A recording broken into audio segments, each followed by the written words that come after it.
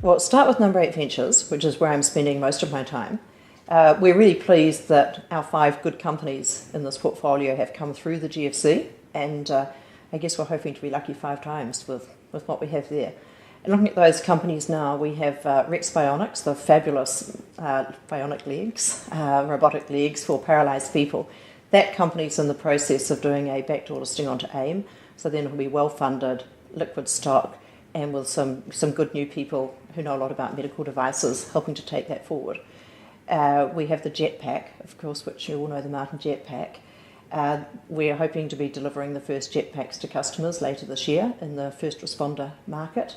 We're lucky we now have a great chief executive in place in that company, and all feeling pretty good about it.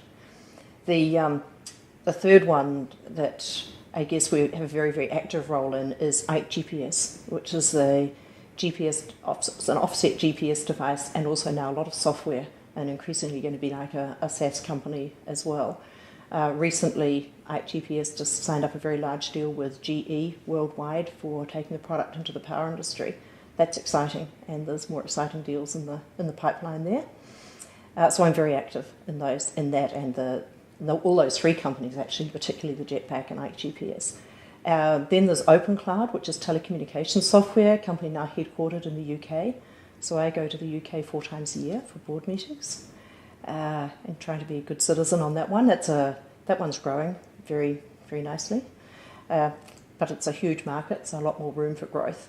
And then the 5th one is Proacta, which is an early stage cancer therapeutic. And I'm an observer on that board, but it's not a very active role. I just keep in touch, and we're in clinical trials with our second compound, and obviously hoping for success. So that's all quite a bit. The other thing that I'm very active in at the moment is of course Morgo, the annual get-together for people building high-growth companies from New Zealand. And the reason we do Morgo is to give those people a recharge by meeting each other, finding out that other people are overcoming the challenges that they've been struggling with, see how well some other people are doing, get competitive about, well, if they can do that, we can do it too. I actually particularly like bringing in successful Australian entrepreneurs to give them a little bit of a wind up, but also entrepreneurs from the US. And Morgo has just turned out to be, a wonderful, sharing, invigorating place. And I guess the slight surprise for me was not only was it a recharge for those entrepreneurs, but it actually gives me a recharge too. The other element of my life in the last year has been that my husband has moved to Singapore, and I'm spending as much time as I can in Singapore with him or travelling in the region. So I think actually last year I did 24 international trips, which is not very ecologically sound, but it was busy. I went to China twice.